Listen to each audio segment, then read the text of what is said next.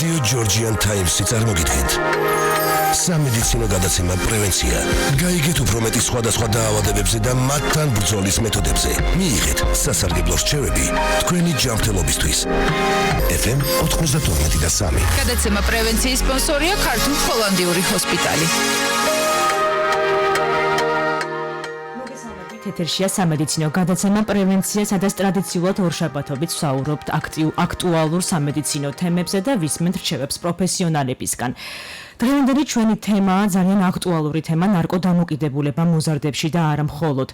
დღესდღეობით საქართველოში ნარკომომხმარებლების 50,000 აღწევს ნარკომომხმარებლების რაოდენობა და როგორ უნდა ვიბრძოლოთ ნარკოდამოკიდებულებას, რა იწვევს ნარკოდამოკიდებულებას, ამის შესახებ ჩვენი სტუმარი ისაუბრებს.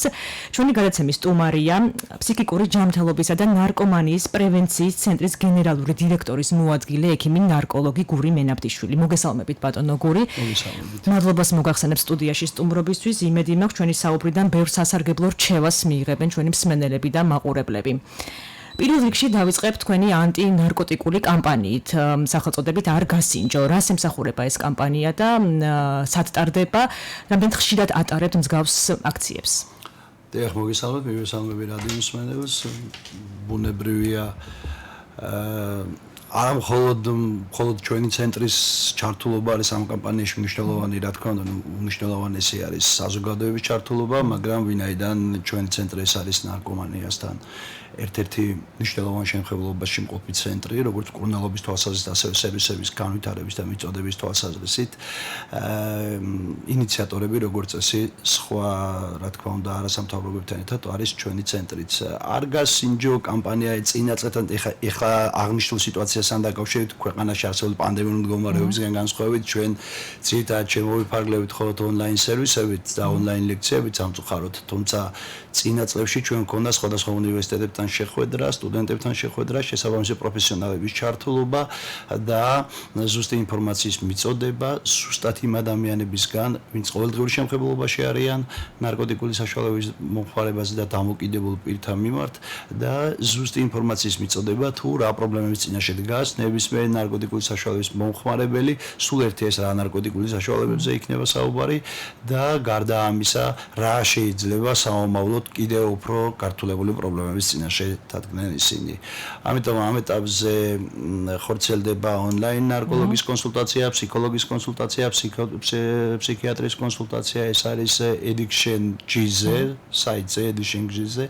ასევე შესაძლებელი არის, რა თქმა უნდა, დაკავშირება ცხელხაზე, არა მხოლოდ ნარკოდამოკიდებულ პირთათვის, არამედ მათი ოჯახის წევრთათვის, რაც უმნიშვნელოვანესია, რა თქმა უნდა, მშობლებსაც გულისხმობ ბუნებრივია. დიახ. და მოდით დავიწყოთ თავიდან, რა იწვევს ნარკოდამოკიდებულებას? რთული ერთი შეხედვით ერთი სიტყვი ძალიან მარტივი შეკითხვა არის ბუნებრივია. კი, ჯერ განსაზღვროთ ზოგადად რა არის ნარკოტიკული საშუალებები და რა შეიძლება გამოიწვიოს, რა შეიძლება ჩავთვალოთ ნარკოტიკულ საშუალებებით, ხო? ბუნებრივია პირველ რიგში ნარკოტიკული დამოკიდებულებას იწვევს ნარკოტიკული საშუალების მოხმარება. ეს არის მთავარი პრობლემა. მთავარი პრობლემა არის ის, რომ შესაბამისი ასაკიდან კონდეს ზუსტი ინფორმაცია ახალგაზრდებს რა არის ზოგადად ნარკოტიკი. ვერაფერს ვერ დავუმალავთ ეხლა, იმიტომ რომ დღევანდელი სოციალური ქსელებთა შესაბამისი ინფორმაციის ხელმისაწვდომობიდან გამომდინარე, ის რომ ნარკოტიკის მოხმარება ნამდვილად იწვევს გარკვეულ სიამოვნებას, ამის დამალვა უბრალოდ არის წარმოუდგენელი მტკნარი სიცრუე. რა თქმა უნდა, თუმცა რა იმალება ამ მოჩვენებითი სიამოვნების უკან. ეს არის ყველაზე მთავარი რა შედეგები მოყვება შემდეგ. შედეგი არის ის, რომ შემდეგ მოყვება დამოკიდებულება, დამოკიდებულებას კიდევ მოყვება ძალიან მნიშვნელოვანი პრობლემები. ამის ციტირებასაც კი არ გავაკეთებ, რა მნიშვნელოვანი პრობლემები მოყვება, იმიტომ რომ არ არსებობს, არ მეგულება დღეს თითქმის ადამიანი, რომელსაც ან საახლობოში, ან სანათლისავში ზოგადად არ ქონდეს რაიმე ინფორმაცია, რეალურად პრაქტიკული ინფორმაცია არ ქონდეს ამის შესახებ. თუმცა ყველაფერი იწყება ინტერესიდან. ყველაზე მთავარი არის ინტერესი და ალბათ ადრეული ასაკიდან იწყება. დიახ, მთავარი არის ინტერესი და მთავარია ირგვლივ მყოფი ადამიანები, ანუ რა წრეში არის ადამიანი მოხვედრილი. ამას აქვს დიდი მნიშვნელობა. ყველაზე მნიშვნელოვანი რას გასინჯავს ის პირველად. მოდი დავიწყოთ თავიდან ზიანის მოტანასთან დაკავშირებით ყველაზე საზიანო არის ის ნარკოტიკული საშუალება, რომელიც ყველაზე ხშირად მოიხმარება. მიუხედავად იმისა, ზედოზირება გააჩნია მას თუ არ გააჩნია ზედოზირება. რეგულარული მოხმარება. რისი ხელმისაწვდომობაც არის გაცილებით მეტი, ბუნებრივი არსებობს იმ ნარკოტიკული საშუალებების გაცილებით მეტი ზიანი. რასაც ბევრი ადამიანი მოიხმარს, სწორედ ის არის უფრო მეტად საზიანო. აღნიშნულიდან გამომდინარე, ყველაზე პირველ ადგილზე დავაყენებდი თამბაქოს მაგალითად, ნიკოტინს, იმიტომ რომ მისი ზიანი გაცილებით მეტი არის, ვიდრე ნებისმიერი სხვა ნარკოტიკული საშუალებების ზიანი. ამის შემდეგ, რა თქმა უნდა, ფსიქოაქტიური ნივთიერებიდან გამოვყოფდი ალკოჰოლს. ალკოჰოლის ზიანი გაცილებით მაღალი არის ჩვენს ქვეყანაში, ვიდრე ერთად აღებული, კიდევ ერთხელ ხალხს ვსვამ, ერთად აღებული ყველა ნარკოტიკული საშუალებებისა. თითქოს უწყინარი და ამ დროს და გაცილებით უფრო რთული და გაცილებით უფრო პრობლემატური. ეს ერთი საკითხი. ყველაფერი მაინც იწყება ალკოჰოლიდან, მინდა გითხრათ. არა თამბაქოდან და მარიხუანადან, არამედ იწყება მაინც ალკოჰოლიდან. იმიტომ რომ ალკოჰოლი გაცილებით უფრო ხელმისაწვდომია, ეს ლეგალური პროდუქტი, გაცილებით ლეგალური ფსიქოაქტიური პროდუქტი, ჩვენ ვართ ღვინის წარმოებული ქვეყანა და ბუნებრივია გარკვეულ ჩვენი მენტალობიდან გამომდინარე, გარკვეულ ტრადიციაში ზის ალკოჰოლის მოხმარება ნებისმიერ სიტუაციაში, რა თქმა უნდა. აი ამ ქცევის ჩამოყალიბებას კიდევ ბევრჯერ უწყობს ხელს გარკვეული ოჯახური ტრადიციები, როდესაც განსაკუთრებით ვაჟებს საკუთარი ოჯახის წევრები, მამები, დიდი სიამაყით აღნიშნავენ, ხო? ერთმანეთს განსხვავებული დუინოს რაც შესთავაზე მე სადღაც მოგეთ ყველა მიაგნებს თავის სასმის თავის დროზე მე მგონი ზედმეტი ჩარევა არის და არ მგონია რომ კარგი საქციელი იყოს ბუნებრივია იმიტომ რომ პირველი რამაც შეიძლება თრობა გამოიწვიოს და რეალობიდან მოწყვეტა ჩვენს არსებული სიტუაციაში ეს არის ალკოჰოლი და ალკოჰოლი ქმნის გაბრუების პირველ ეფექტს უმეტეს შემთხვევაში ბუნებრივია შემდეგ ერთევა უკვე მარიხუანა როგორც ნარკოტიკული, კლასიკური ნარკოტიკული საშუალება. არაფრით არ მინდა რაღაც მოფერებითი სახელები მივმართო ნებისმიერ მოიხსენიო ნებისმიერ ნარკოტიკული საშუალება, მათ შორის მარიხუანა და ნებისმიერი სხვა რეკრეაციული ნარკოტიკულ საშუალებად მოიხსენიებენ მარიხუანას. დიახ, რეკრეაციული კლუბული მსუბუქი და ასე შემდეგ. მოკლედ ნარკოტიკული საშუალება არის ნარკოტიკული საშუალება, მისი მოხმარება არის პრობლემატური და შესაბამისი კონვენციის და გაეროს შესაბამისი კონვენციის სწორედ ამიტომ არის ის შეტანა ნარკოტიკული საშუალებათა სიაში და ჩამონათვაში, რომ ქმნის გარკვეულ პრობლემას. მარიხუანას მოხმარებასაც შეეხება, როგორც ნარკოლოგები მას უძახთ, ეს არის გამშვები ნარკოტიკი და პირველი კარიბჭე, რომელიც შემდეგ ნაბიჯს აკეთებს უკვე უფრო ძლიერი მოქმედი ნარკოტიკული საშუალების მოხმარებისაკენ. რა თქმა უნდა, ბუნებრივი არ გულისხმობ იმას, რომ ყველა მარიხუანას მოხმარებელი აუცილებლად გადავა ნარკოტიკულ, უფრო ძლიერ მოქმედ ინტრავენურ ნარკოტიკულ საშუალებას, მაგრამ თუმცა მზაობა იმისი, რომ ალბათობა იმისი, რომ მოხდეს ძლიერ მოქმედ ნარკოტიკულ საშუალებებზე გადასვლა, რა თქმა უნდა, გვაქვს უფრო მეტად მეტი კიდევ. რაც შეეხება მოზარდებში ამის ინფორმაციის გავრცელებას, მშობელმა უნდა მიაწოდოს პირველ რიგში ინფორმაცია მოსწავლეს, სკოლის მოსწავლეს, მოზარდ, შემდეგ უკვე სასწავლო დაწესებულებებში ალბათ უნდა მოხდეს ამის შესახებ ცნობების მიღება. რას ურჩევდით მშობლებს პირველ რიგში, როგორ უნდა მიუდგნენ საკუთარ შვილებს და როგორ უნდა მიაწოდონ სწორად ინფორმაცია? ძალიან სწორი შეკითხვა არის და ასევე პრობლემატური შეკითხვა არის რა თვალსაზრისით. როგორც ნებისმიერ ინფორმაციის მიწოდება ისეთ სათვალ თემებზე როგორიც არის მაგალითად ახლა ნარკომანია და ზოგადად ნარკოტიკები ამ ინფორმაციის მიწოდება გამოვიყენებდი ერთ ქართულ ანდაზას ზოგჯერ თქმითაც დაშავდების და ზოგჯერ თქმასჯობს უთქმელობას გააჩნია ვინ მიაწოდებს და რა ცოდნის მქონე იქნება კონკრეტულად ამ საკითხთან დაკავშირებით მშობელი მაგალითად მშობელი ყველაზე კარგი გამოსავალი არის მიაწოდოს სკოლის ფსიქოლოგმა შესაბამის სასახში ფსიქოლოგის აუცილებლად უნდა იყოს გადამზადებული აი ამ პროგრამის და ამ პრობლემის მიხედვით. ჩვენ ცენტრში ერთი წლის წინ ჩვენ დავიწყეთ ესეთი ჩვენს პოლონელ მეგობრებთან ერთად თანამშრომლებთან ერთად ძალიან საინტერესო პროექტი განვახორციელეთ უბრალოდ ახლა 2020-ში აი ამ ქვეყანაში ზოგადად სოფლიოში არსებულმა პანდემიურმა მდგომარეობამ შეგვიშალა ხელი თუმცა 40-მდე სკოლის ფსიქოლოგი გადამზადდა პოლონელი სპეციალისტების მიერ საქართველოს სკოლის ფსიქოლოგები რომლებიც შეუდგნენ რა თქმა უნდა თავიანთ საქმიანობას კონკრეტულად ამ პრობლემის და პრევენციის თვალსაზრისით და ისინი აწოდებენ ინფორმაციას ახალგაზრდებს და მოზარდებს. რაც შეეხება მშობელს, ძალიან სიფრთხილე არის საჭირო იმასთან დაკავშირებით, რომ არ გამოიჩინოს მშობელმა ჰიპერაპეკა და ზედმეტი ყურადღება და ზედმეტი თავის მომაბეზრებელი შეკითხვები, თუმცა რა თქმა უნდა, მოდუნებას არ ურჩევ არც მშობელს და უნდა იყვნენ ყურადღებით, მაგრამ ეს ყურადღება არ უნდა იყოს თვალშისაცემი მისი შვილისთვის, რომ თითქოს და ეს მარტივებში, ანუ ბჭყალებში ესე თქვა, პროტესტის გზნობა არ გაუჩნდეს. დიახ, პროტესტის გზნობა არ გაუჩნდეს. ჯობია სწორი ინფორმაცია მივაწოდოთ და თუკი ჩართულობა იქნება საჭირო, რა თქმა უნდა, უმჯობესია ფსიქოლოგის, კონკრეტულად ხას უსვამ. კიდევ ერთხელ ვსვამხას, რომ ფსიქოლოგი, რომელიც მუშაობს აი ამ პრობლემებზე და მისთვის ეს არის ნაცნობი სიტუაცია. ნაცნობი კი არა, პროფესიული სიტუაცია არის მისთვის. აი ეს მოგცემს შედეგს და არა კონკრეტული აგრძელებით გადადგმული ნაბიჯები. მშობლების უმეტესობა რაღაცებს, ასე ვთქვათ, ფიქრობენ, რომ თითქოს ნებისმიერი საკითხის აგრძელვით ან სადმე არ გაშვებით, ან რაიმე საფრთხის წინასწარ არ იდებით, ეს მათი ინფორმაცია არის, ისა უკაცრავად მათი პრევენცია არის. მათ ესე ესმით პრევენცია. შესაძლოა პირიქით მოხდეს და პირიქით გაფუჭდეს სიტუაცია. ჯობია მას გქონდეს ინფორმაცია, ჯობია ნარკოტიკს არავინ არ მოსწონს, არც ჩემი შვილებისთვის და არც არავის შვილისთვის, ყოველ შემთხვევაში ჯერჯერობით თანავედროვე მსოფლიოში ნარკოტიკი არ მოისწრება ნებისმიერი ფორმით იარსებებს ის. იცით ჩვენ შევხვდეთ ნარკოტიკს მზად, სადაც არ უნდა შევხვდეს და გადავწყვიტოთ, ინდივიდუალურად გადავწყვიტოთ, ღირს თუ არა იმის გამოყენება და არა ვიფიქროთ იმაზე, რომ იცით თუ არ იქნება ნარკოტიკი, ვერ მოიხმარს ადამიანი ნარკოტიკს. ალკოჰოლიც ულმუდამ იქნება, ამიტომ ჯობია ჩვენ შევხვდეთ მზად იმას, რომ იცით გაიზრდება ჩვენი შვილები და რამდენად გადაწყვეტენ ის რა ზომით და რა დოზით მოიხმარონ და გამოიყენონ ალკოჰოლი. ანალოგიურად ვიტყოდი ნარკოტიკთან დაკავშირებით. მსგავსი ლოგიკით ნებისმიერი ჩვენს ირგვლივ არსებული საგანი შეიძლება გამოყენებული იყოს როგორც მკვლელობის იარაღი, მაგალითად ქვა, რომელიც სადღაც არავინ არ მოსპობს, არც მკვლელობა არ მოისპობა, ამიტომ ჩვენ უნდა აღზარდოთ ჩვენები, არ მოკიდოს ამ ქვას ხელი და ვინმეს არ დაუშინოს. ანალოგიური მიდგომა არის საჭირო ნებისმიერ ნარკოტიკთან დაკავშირებით. თუმცა მაინც არის ეს ინფორმაცია, რომ მარიხუანა არის მსუბუქი ნარკოტიკი და ხელმისაწვდომია მარიხუანაც მოზარდებშიც, არამოზარდ ადამიანებშიც კულტივაცია ხდება მარიხუანას.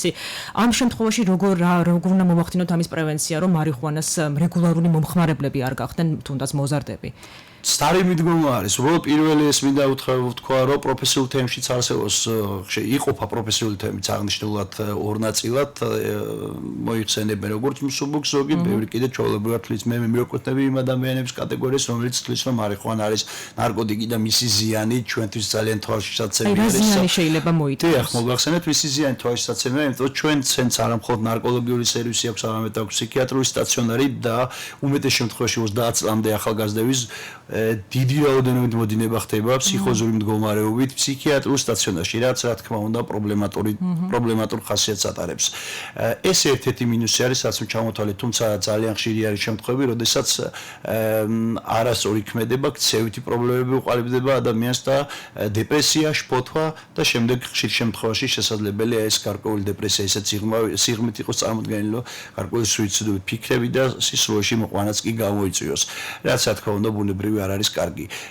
მსმენელთა შორის იქნება ადამიანები, რომლებიც ალბათ ხანგრძლივად მოიხმარენ მარიხუანას და შეწინააღმდეგებაში მოვლენ, იცით, მე მოვიხმარ ძალიან დიდი ხანია და არც არაფერი მჭირს, მაგრამ დამერწმუნეთ, ყველას ჭირს რაღაც შესაძლებელი ესე გამოხატულად არა, თუმცა გარკვეული უძილობა, შფოთვა, შრომის უნარიანობის დაქვეითება და ასე შემდეგ.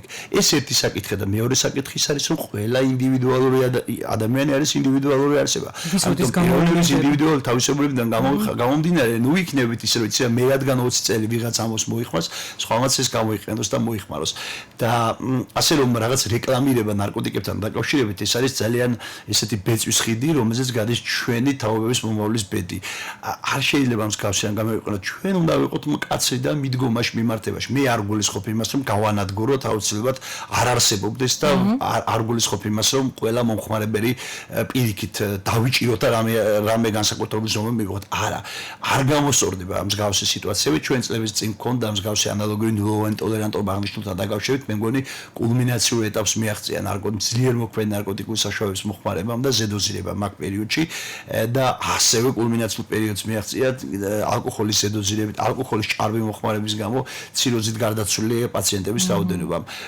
დღესდღეობით მსგავსი სიტუაცია შედარებით დასტაბილურებულია, იმიტომ რომ თქვენ მოგეხსენებათ, რომ გარკვეული დეკრიმინალიზაციის და ნარკოპოლიტიკის შეერბილი შერბილებული ნაბიჯები იქნა გადადგმული, ბუნებრივია იქნა შერბილებული ნაბიჯები გადადგმული, თუმცა არის ის ვარიანტი, არის ის მოდელიც, რომ რა თქმა უნდა, თითქოს ამ შერბილებულმა პოლიტიკამ გამოიწვიეს, რომ მომხმარებელი გაიზარდა. პირიქით შემიძლია გითხრათ, რომ მომხმარებელი გამოჩნდა, ვიდრე ახალი მომხმარებელი დაემატა, იმიტომ რომ მათ არის შინიათ გამოჩენა, რომ მოიხმარენ არ იყვანას, ადრესი იყო დასჯადი და იმიტომ. კი, ეხლა სოციალურ ქსელებში აქტიურად ჩანს ეს ფაქტები. უმეტეს შემთხვევაში ის მომხმარებელია, ვინც მოიხმარდა ისედაც. ისედაც, უბრალოდ გამოჩნდა. უბრალოდ ძალიან დამაარულად მოიხმარდა მას. დიახ. ასევე კლუბური ნარკოტიკები, თქვენ აღნიშნეთ, რომ ყოველს ერთ ნარკოტიკულ საშუალებას, ძიმე ნარკოტიკულ საშუალებას მოიხსენიებთ, მაგრამ ისევ ჩაგეკითხებით, მასაც ამ ნარკოტიკებსაც მოიხსენიებენ როგორც მსუბუქ ნარკოტიკებს და ხშირად აი განტვირთვის საშუალებასაც ეძახიან. ამასთან დაკავშირებით რას ეტყვით მსმენელებს? დიახ, უმეტესობა საზოგადოების უმეტესი ნაწილი ფატალური შედეგებით აფასებს ნარკოტიკი არის თუ არა მსუბუქი თუ მძიმე. ფატალური შედეგი გულისხმობს აქვს თუ არა მას ზედოზირების უნარი. ამიტომ ამ კუთხით აფასებს და არა სხვა შემდგომი და დროში უფრო გაწელილი მიღებული უარყოფითი შედეგებით. ბუნებრივია კლუბური ნარკოტიკი არის. ჩვენ ერთ შემთხვევა გვაქვს კლუბური ნარკოტიკის ზედოზირებით გარდა, თუმცა ბუნებრივია ეს რაოდენობა ვერ იქნება ჰეროინით და სირეცით და ოპიოიდებით გამოწვეული გარდაცვალების ტოლფასი, მაგრამ გვაქვს შემთხვევები, როდესაც მოხდა კლუბური ნარკოტიკის მოხმარებისთანავე მყისიერი გარდაცვალება. არაერთი შემთხვევა გვაქვს ამასთან დაკავშირებით. ამიტომ კიდევ ერთხელ ვამბობ, ჩემი საუბარი არ არის მომართული იმისათვის, რომ იცით ნარკოტიკის მოხმარება აუცილებლად გამოიწვევს დამოკიდებულებას და აუცილებლად ჩემი საუბარი ყოველთვის ჩემი აზრი არის კატეგორიული, არ გასინჯო, აი ეს არის ჩემი. თუმცა არანაირად არ შეურაცხყოფ იმ ადამიანებს გადაწყვეტილებას, თუ მათ ზუსტად იციან რა გადაწყვეტილებას ღებულობენ და თუ მათ აქვს ზუსტად ინფორმაცია მიღებული. ამიტომ კლუბური ნარკოტიკი არის ჩვეულებრივი ნარკოტიკი, ის არის ისეთი სტიმულანტი, რომლის მოხმარება ბუნებრივია სიცოცხლისათვის არის საშიში და ყველაზე პრობლემატური იმ დროს არის, როდესაც ადამიანს პრაქტიკულად არ აქვს უნარჩვევები, როგორ მოუაროს საკუთარ თავს, როდესაც მოიხმარს კლუბურ ნარკოტიკს. პირველივე გასინჯვა ყოველგვარი ინსტრუქტაჟის გარეშე, რაც ნიშნავს იმას, რომ ხშირ შემთხვევაში გაუწყლოებით და მაღალი ტემპერატურით იღუპება ადამიანი. რა თქმა უნდა, ბუნებრივია ყველაფერი საჭიროებს თავის ცოდნას. კიდევ ერთხელ ხას უსვამ, ბუნებრივია არ გასინჯვა ჯობია, მაგრამ რა თქმა უნდა, ცოდნა უნდა გქონდეს ყველაფერს. ამიტომ ეს არის ამისათვის აქამდე მიყვანა ყველაზე მნიშვნელოვანი საკითხი პრევენციული ღონისძიებები. იგივე ჰოლანდიის მაგალითად შემიძლია გითხრათ, მაშინ როდესაც ტურისტული მექა ზუსტად მარიხუანას მოხმარების გამო არის მიცოლა, ასე ვთქვათ, ჰოლანდიაში და სხვადასხვა კოფეშოპებში ადგილობრივი მოსახლეობა ძალიან დაბალი პროცენტით არის მომხმარებელი. იმიტომ რომ სწორად წარმართული პრევენცია ნიშნავს ამას, იმ დაბალი კლასებიდანვე ზუსტად აქვთ წარმართული პრევენციული ღონისძიებები, ამიტომ მათ ეს ინტერესი პრაქტიკულად შეიძლება ითქვას, რომ აღარ აქვს და გადასულია როგორც ბიზნესი და ტურისტული კი ბატონო. დიდი მადლობა ბატონო გური, ცოტა ხნით რეკლამაზე გავალ და დაბრუნდებით ზუსტად 2 წუთში. რადიო ჯორჯიან ტაიმსი წარმოგიდგენთ. სამედიცინო გადაცემა პრევენცია. გაიგეთ უფრო მეტი სხვადასხვა დაავადებებზე და მათთან ბრძოლის მეთოდებზე. მიიღეთ სასარგებლო რჩევები თქვენი ჯანმრთელობისთვის. FM 92.3. გადაცემა პრევენციის სპონსორია ქართულ-ჰოლანდიური ჰოსპიტალი.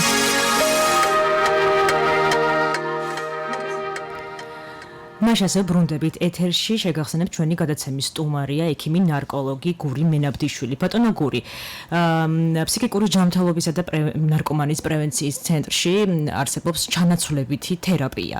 თუ შეიძლება მოგვიყევით ამის შესახებ, რას გულისხმობს ის და ვინ არიან თქვენი ბენეფიციარები? დიახ, ჩანაცვლებითი თერაპია, ეს ნარკოტიკული საშუალებებით ჩანაცვლებითი თერაპია ბუნებრივია, ეს არის იმ ადამიანებისთვის, რომლებიც დამოკიდებული არიან ნარკოტიკულ საშუალებებზე, არა მხოლოდ მომხმარებლები არიან, არამედ დამოკიდებული არიან ოპიოიდების ჯგუფის ნარკოტიკულ საშუალებებზე.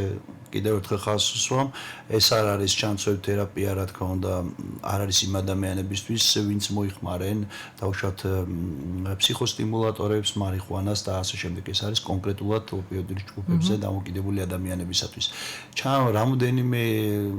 რამდენიმე აზრი მოსილებს ჩანაცვლების თერაპიასთან დაკავშირებით საზოგადოებაში, ბევრი მათგანი მიიჩნევს, რომ ეს არის სამკურნალო პროგრამა, რომელშიც გარკვეული პერიოდით შეიძლება შევიდეს ადამიანი და რაღაც ვადა ეძლევა, რომ შემდეგ დაასრულოს და ამიტომ რაღაც ტელევიზიით და მედიაში რაღაც პროტესტის ნიშნები იყო ცოტა ხნის წინ, რომ თითქოს ამდენი ხანი დადის ბენეფიციარი და კიდევ დადის, რა მკურნალობა ეს არის და ასე შემდეგ. რეალურად არ არის, ეს ჩანაცვლებითი პროგრამა არის. არსით ეს არის ჩამანაცვლებელი ჩამონაცვლებელი პროდუქტის მიწოდება, ლეგალური ჩამონაცვლებელი პროდუქტის მიწოდება იმ ადამიანებისათვის, რომლებსაც ნარკოტიკული საშუალების გარეშე არ შეუძლიათ ცხოვრება. ან ხშირ შემთხვევაში, რა თქმა უნდა, მათ შეუძლიათ ჩანაცვლებელი თერაპია გამოიყენონ ისე დოზის კლების საშუალებით თავით დაანებონ ნარკოტიკული საშუალების მოხმარებას. ასეთი პრეცედენტები უამრავი არსებობს, მაგრამ არსით ეს ნიშნავს, რომ მან არ უნდა ჩაიდინოს კრიმინალი, არ უნდა მოიძიოს ფული, იმისთვის ყოველდღიური თავისთვის საჭირო ნარკოტიკული საშუალება მოიპოვოს, არ უნდა იყიდოს ის შავ ბაზარზე და ბუნებრივია ეს ყველაფერი დავანებოთ თანხებთან, დავანებოთ ოჯახის გაღარიბებასთან, მის სოციალურ ფაქტორთან დაკავშირებით, ასევე თავიდან ბოლომდე შეძენიდან და მოხმარებით დამთავრებულ ბუნებრივია ეს არის კრიმინალი. ამიტომ აი ამის თავის არიდების თვალსაზრისით სახელმწიფო თავის ბიუჯეტიდან ბუნებრივია იკევს თანხას და შესაბამისად სოციალური ფაქტორების გათვალისწინებით, იმის გათვალისწინებით, რომ ეს თითოეული დახარჯული 10 ლარი დაახლოებით 7-8 ლარის სოციალური ფაქტორებით მოგებას გაწევრის შემდეგ, ამის გამო არის ეს დაფინანსებული და მიეწოდება ამ ადამიანებს უსასყიდლო ჩამონაცვლებელი პრეპარატები. რამდენად სრულფასოვან ცხოვრებას ეწევიან პროგრამაში ჩართული პაციენტ ბენეფიციარები და მათი შრომის უნარიანობა თუ არის დაკარგული, თუ როგორ ხდება, ანუ ისინი იღებენ გარკვეულ დოზას ყოველდღიურად და როგორ ხდება მათი სოციუმში აღქმა. ჩამონაცვლებელი პროდუქტის გამო ეს ადამიანები აბსოლუტურად შრომის უნარიანი, ჩამონაცვლებელი პროდუქტი არ არის შემაფერხებელი ფაქტორი იმისთვის, რომ ეს ადამიანები სოციუმში არაინტეგრირებულები იყვნენ. არ იყვნენ შრომის პირიქით, არა ეს ადამიანები არიან შრომის უნარიანები, ბევრი მათგანი საკუთარი საქმიანობით არის დაკავებული, როგორც ბიზნესით, ასევე სხვადასხვა სამსახურში ბუნებრივია, თუმცა ეხა სოციალური ფაქტორებიდან გამომდინარე ბუნებრივია ყველა დასაქმებული ვერ არის. არ არის ეს ჩამონაცვლებელი პროდუქტის მხოლოდ ბრალი და ამის გამო კი ბატონო სამსახურებრივი პრობლემის გამო მხოლოდ ეს არის დიახ.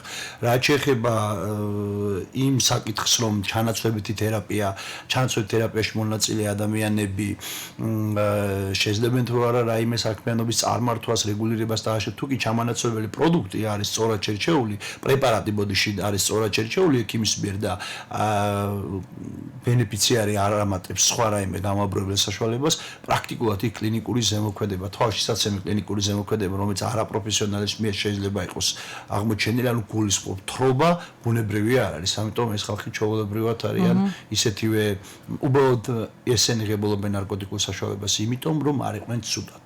აი ამას არ დიდი და შესაძლებელია რომ წლები და დიდი ხნის განმავლობაში იყვნენ ჩანაცვლებით თერაპიაში. ადამიანები, როდესაც 2004 წლიდან არის პროგრამა და 2004 წლიდან მოყოლებული დღეის ჩათვლითაც არიან პირველივე პაციენტები, რომლებიც მაშინ უკვე გლობალ ფონდი იყო მაშინ და პირველი ნაბიჯები გლობალ ფონდმა გადადგა, გლობალ ფონდის დაფინანსებით იყო, დღემდე აგრძელებენ ჩანაცვლებით. და ისინი პარალელურად სხვა ნარკოტიკულ საშუალებებს ვერ მოიხმარენ, ამის შემოწმება ხდება, როგორც ვიცი თქვენთან. მოხმარება რა თქმა უნდა ხდება მოხმარება, თუმცა ამის პრევენციები არსებობს და შემდეგ გამოვლენა არსებობს, აუცილებლად გაფრთხილებული იქნება პაციენტი, იმიტომ რომ ბუნებრივია მიმდინარეობს ანალიზი გარკვეული პერიოდულობით, ამას ექიმი აუცილებლად აკონტროლებს. თუმცა რა თქმა უნდა მოხმარების ფაქტები ყოფილა, იგივე თუნდაც მარიხუანას მოხმარების ფაქტები და ასე შემდეგ. არსებობს კიდევ მოსაზრება, რომ ნარკოდამოკიდებულება არ იკურნება და არის მუდმივად ხარ დამოკიდებული ნარკოტიკზე. რამდენად მართებულია ეს და შესაძლებელია თუ არა ბოლომდე განიკურნო ამ დამოკიდებულებისგან. მოკლედ კარგი იქნება აი ამ ფრაზის პრევენციული თვალსაზრისით გამოყენება. როგორც ყველა ქრონიკული დაავადება, გულისხმობ ქრონიკულ დაავადებებში დაავადებას, რომელთა ქრონიკულობა განსაზღვრავს ის, რომ ის ხანგრძლივად და დროში გაწელილი და მიმდინარეა და პერიოდულობა ახასიათებს. ბუნებრივია ნარკოტიკული საშუალებებზე დამოკიდებული ადამიანის განკურნება ძალიან ხმამაღალი ნათქვამი არის. ნარკოდამოკიდებულმა ადამიანმა შესაძლოა არ მოიხმაროს ნარკოტიკული საშუალებები მთელი მისი დარჩენილი სიცოცხლის განმავლობაში. ეს არის რემისია და არა ის, რომ ეს არის განკურნება. განკურნება არ ნიშნავს, განკურნება ვერაფრით მოხდება, ანუ სრულიად უბრალოდ ჩვენ საზოგადოება ჩვენთან ამას ეძახის განკურნება სწორად და შესაძლებელია კარგი სტიმულიც არის ეს, მაგრამ რეალურად რო ვთქვათ, ეს არის რემისია, იმიტომ რომ გარკვეულ პერიოდში ნარკოტიკულ საშუალებას ის არ მოიხმარს, თუმცა მის თავის ტვინს ყოველთვის ახსოვს და გარკვეულ პერიოდულობით აწუხებს კიდევათაც ის ამბავი, რომ ნარკოტიკული საშუალების მოხმარება იწვევს გარკვეული შეგრძნებების განვითარებას, რომელიც შეგრძნებებით მას კარგად ახსოვს. ამას ვერ დავიწყებს ახლა ვერცერთი მკურნალობა ბუნებრივია, თუმცა ის გადართული არის უკვე სხვა საკითხებზე. გადართულია სხვა, ასე ვთქვათ, აქტივობებზე და ნარკოტიკულ საშუალებებზე ამბობს ვარს. ეს არის ძალიან კარგი მაგალითები ბუნებრივია. კიდევ უფრო კარგი მაგალითებია, ვიდრე დავუშვათ სრული კლასიკური მიმართულებით განკურნება სიტყვა, რასაც მოიცავს, იმიტომ რომ განკურნება ნიშნავს იმას, რომ არ გაწუხებს, მაგრამ როდესაც აწუხებს ადამიანს და ეს მისი ნებისყოფა ისე გადაწყვიტავს, რომ არ მოიყვანს, ეს გაცილებით მეტი გამძლეობა და მეტი სიმამაცე არის. ამიტომ ესეთი კლასიკური განკურნება ნარკოტიკთან დაკავშირებით შეიძლება გითხრას, რომ რა თქმა უნდა არ გვექნება. ასევე არსებობს ყოველწლიურად ახალი ნარკოტიკები შემოდის ქვეყანაში, მსოფლიოში. წელს ანუ არ მინდა ესე გამოვყო, მაგრამ მინდა რომ რაღაც პრევენციის გაფრთხილების სახითაც რომ უთხრათ ჩვენს მსმენელებს, აი რომელი ნარკოტიკებია შემოსული, ყველაზე მძიმე ნარკოტიკები რა არის, არავითარ შემთხვევაში არ უნდა მოიხმარონ და უნდა უფრთხილდნენ. თუნდაც აი ვაიბერში მოსული მესიჯებიც ხშირად გქონია ყველას, ეს ბიონარკოტიკები, რამდენად საზიანოა და რა შედეგები მოაქვს მათ.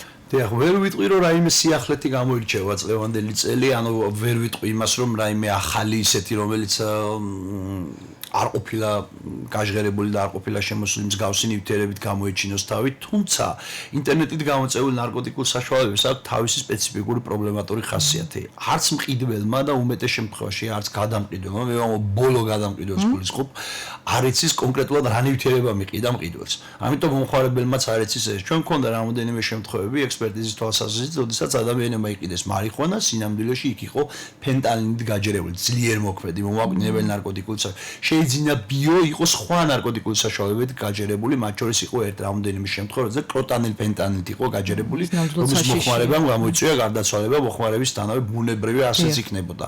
იმიტომ რომ ის რამოდენიმე 1000-ჯერ უფრო ძლიერია ვიდრე ჰეროინი, წარმოგიდგენთ. ამიტომ ინტერნეტით შეძენილი ნარკოტიკული საშუალებებს აჩვენება ბიოპროდუქტებს, კიდე ბიო ეგრეთ წოდებული ბიო, ანუ გულისხმობს სინთეზური ტეტრაჰიდროკანაბინოლების ჯგუფს გულისხმობს ამ შემთხვევაში, თუმცა სხვა სტიმულანტებიც არის, ასე ვთქვათ, კათინოების ჯგუფიდან, თუმცა ესენი გამოირჩევიან სინთეზური ჯგუფის კანაბინოიდები გამოირჩევიან გაცილებით მეტი სიმძაფრით და სიძლიერით ვიდრე კლასიკური მარიხუანა ტეტრაჰიდროკანაბინოიდი. ამიტომ ბუნებრივია მისი მოხმარებას აუცილებლად დიდი სიფრთხილე ჭირდება და სიფრთხილეს აღარ გამოიჩენი, უბრალოდ პირდაპირ მინდა ხაზი გავუწევ, რომ ვარი უთხრან ინტერნეტით გამოწელი ნარკოტიკული საშუალებების მოხმარებაზე. იმიტომ დამერწმუნეთ არ იციან რას მოიხმარენ.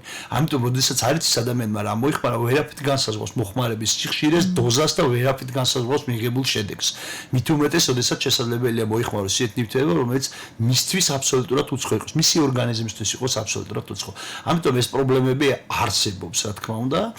ერთად გამოსავალი ბუნებრივი არის ის, რომ ჩვენ ხედავთ, რომ ბოლო პერიოდის განმავლობაში ძალიან აქტუალური თემა იყო, როგორც არა მხოლოდ დარკნეტის გადამყიდველების, დარკნეტში ჩართული ადამიანები, არამედ სხვა ნარკოტიკული საშუალებების მომხმარებლების დაკავება მოხდა, თან მასიური დაკავება მოხდა.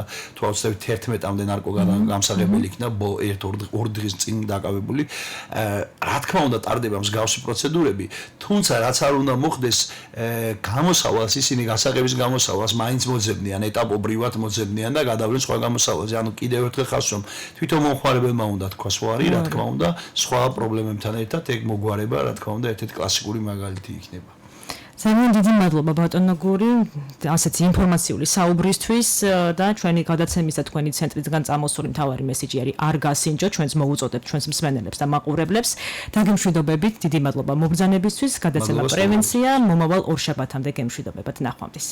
რადიო ჯორჯიან ტაიმსი წარმოგიდგენთ. სამედიცინო გადაცემა პრევენცია. გაიგეთ უფრო მეტი სხვადასხვა დაავადებებზე და მათთან ბრძოლის მეთოდებზე. მიიღეთ სასარგებლო რჩევები თქვენი ჯანმრთელობისთვის. FM 92.3. გადაცემა პრევენციის სპონსორია ქართულ-ჰოლანდიური ჰოსპიტალი.